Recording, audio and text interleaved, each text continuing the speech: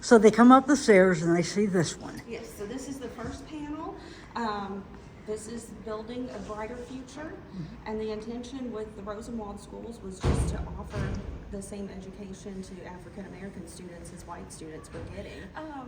But yeah, so we've got several schools from Tennessee that are mentioned in this. Obviously, it was 5,000 schools across the nation, but Wilson County, the Wilson County Training School is highlighted here.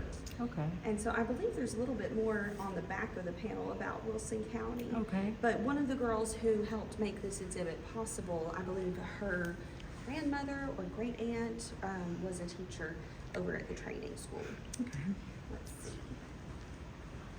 I don't know if we've got more here or not.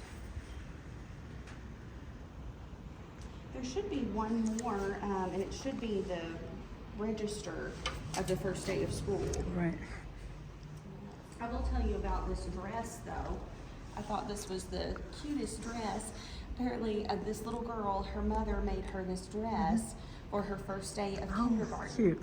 And she was telling the interviewers, because you know, it really wasn't that long ago, so she was still alive when they were making this exhibit. And she said, I loved that dress because each letter was a pocket. Oh, nice. And I would keep rocks in the pocket and throw them at the boys. So that is cute. dress. That is cute. Right. Like I said, I thought there was just a little more, but it's over there, of the Wilson County Training School. The first day of school, they had a list of all the students. Right. So yeah, I really haven't gone through it all. That's I okay. just got this set up a few minutes ago. Okay.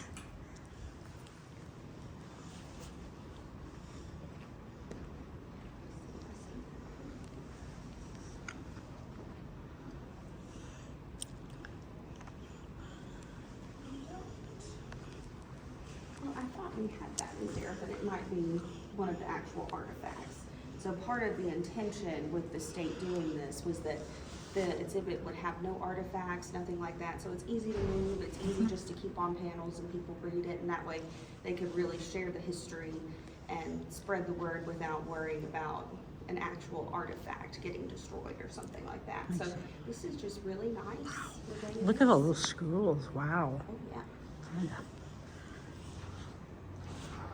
You said there were 5,000 across the country. Do we know how many there were in the state? I don't know how many specifically were. Oh, 354 schools. Okay. So, But it was 5,000, primarily all in the South. wow. Yeah. That's amazing. So the exhibit will be open February 18th through March 27th here at the Wilson County Courthouse, 228 East Main Street in Lebanon, on the second floor lobby. It's free to come on and see it. And then our office hours, our regular business hours, Monday through Friday, 8 to 4.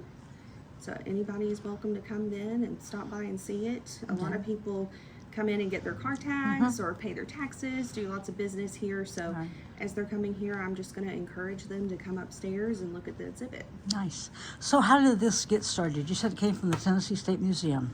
It did. It's made possible by the State Museum, Fisk University, and the Ariella Franklin Library. So whose idea was it to bring it here? Well, really, the idea for having exhibits came from Mayor Hutto. We had an exhibit back in 2020 that was a traveling exhibit. The county actually got it from a grant, and it was the women's suffrage exhibit celebrating 100 years. And we've had that in the county, throughout our school system. And he said, let's do something different. Let's have another one here soon. So I can't take all the credit. Obviously, anything that happens in our office is a group effort. So Miss Sarah Davenport definitely helped me with it, but we were able to reach out to the state, and we had to wait our turn to get it. So now it's our turn, and we've got it. Well, do you have to pay for something like this, or because the State Museum is free, do you get it free? How does that work? It was all made just to be those panels, nothing crazy, free admission, and so the county didn't pay anything to Okay. make it Very happen. It good. was just loaned to us, and when the time comes, we'll give it back, and they'll loan it on to the next county. Now, are you planning any other type exhibits over the next 6 months to a year? We're definitely working on it with the state. It just depends on what's available. With this one, we had to wait about a year for it to be our turn. So, just working on it and hoping that an availability pops open. Cool. What else? Oh, well, one thing I will say that's really interesting is because of the timeline of the Rosenwald Schools, and then later on, the Rosenwald Schools really educated a lot of the leaders of the civil rights movement. And so that's something to keep in mind when you're looking at the exhibit. And I think that's really, and I guess I should say as well that it's just a self-guided tour. Obviously it's panels, so anybody who comes to see it can read at their own pace and kind of linger and look at the photos that are on the panels and take their time viewing it. And of course, people can come during the council or the commission meeting Yes. next week and see it there too. Yes. That'll be open hours open later.